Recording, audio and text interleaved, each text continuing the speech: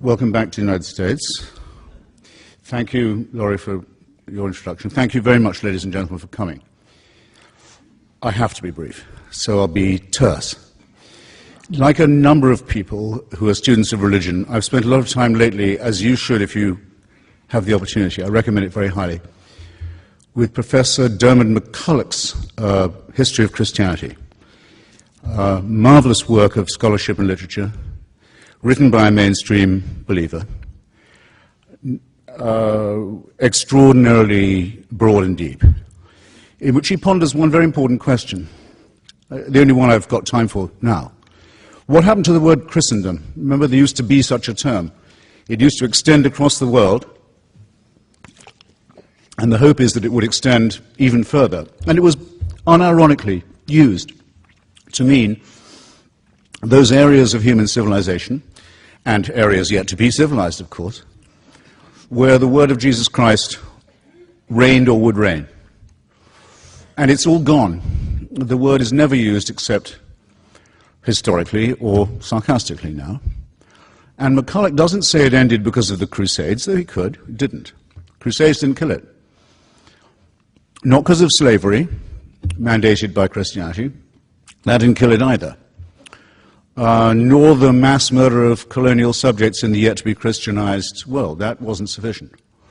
It didn't really end, he said, till 1914, when all the Christian empires of the world, Austria-Hungary, Germany, France, Britain, France is a slight exception to this, but only a slight one, and Russia, all of them commanded by Christian emperors, and calling upon their subjects as Christians, went to war with each other and very nearly destroyed the whole human civilization, and certainly reduced it to a point where we can't guess where we might be if it hadn't been for this extraordinary outbreak of barbarism. And out of that came the terrors of fascism and of Stalinism, of which it was the seedbed as well. I mention this partly because I want to maintain that there's no such thing as a religion of peace by definition. And second, to point out, and that its best historian has to admit something that if I was a Christian would make me humiliated. But because there was another empire involved in that war, the Ottoman Empire, which also came to an end, its other name was the Caliphate, the Muslim Caliphate. It went to war on the side of German and Austrian imperialism and Hungarian imperialism, and it lost not just the war, having proclaimed a worldwide jihad against Christianity, except for German and Austrian and Hungarian Christianity, which were its allies.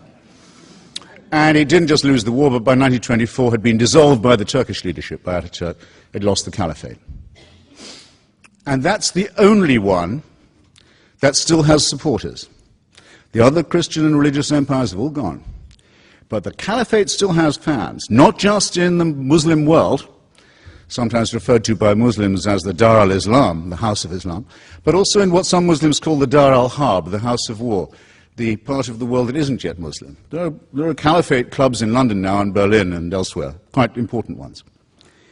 And what I want to know is why that is and what we should think about it. Believers in this fantasy have, Laurie's spared me the need to say much of this, have committed extraordinary atrocities in Istanbul, in Madrid, in India, in the Philippines, in Indonesia, and of course in our own fair city.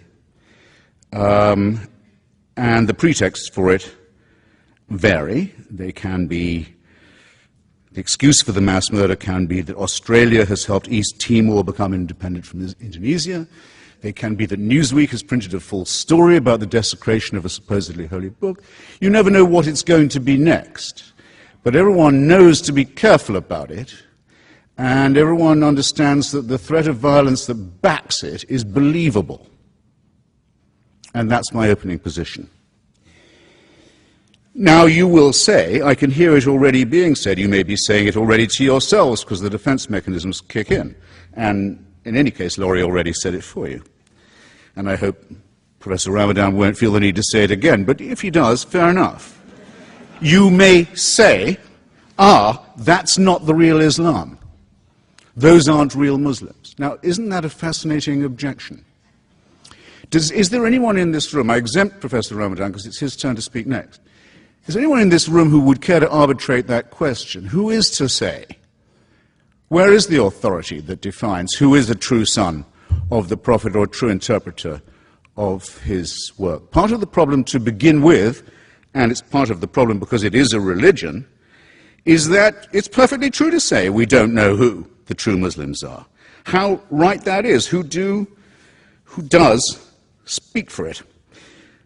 Only the second problem with defining Islam as peaceful, only the second problem with defining it as peaceful has to do with the fact that it's highly fissile and highly schismatic, that there is a civil war going on within it, the religion of peace.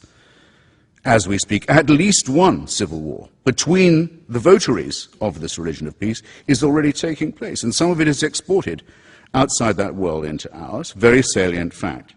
The first reason, though, is this. Islam makes very large claims for itself, very large claims indeed.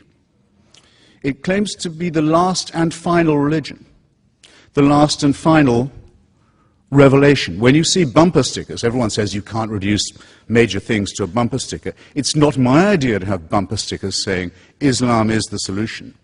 It's a well-known slogan, actually, of parties associated with the Muslim Brotherhood. They say Islam is the solution for everything.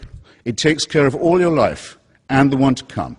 Sexuality, political economy, banking, diet, relations with other religions, everything. It's a total solution.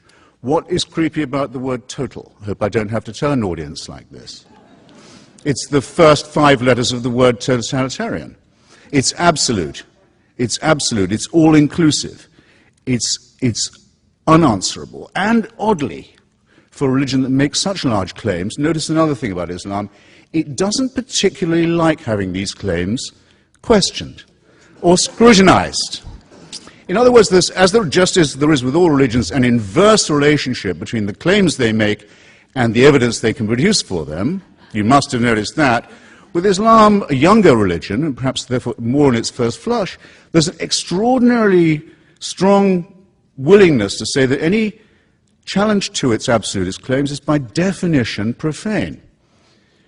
And profanity and blasphemy can be the antecedent to very severe punishment, and often are, for Muslims and for non-Muslims. And this is not a road of peace, in my submission.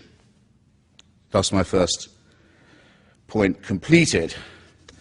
The claim to govern everything from hygiene to sex and the afterlife, which contains detailed prescriptions for the good and bad versions of itself, again strikes me as somewhat totalitarian, and they're both based upon two very, very questionable and not very peaceful concepts. One is the idea of a perfect human being, the Prophet Muhammad, and the other is the idea of a perfect book, the Quran, the recitation.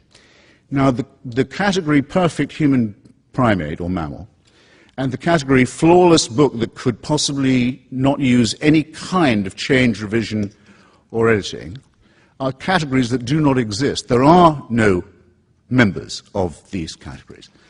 Therefore, any challenge to this faith is bound to lead to heresy and to schism, and does.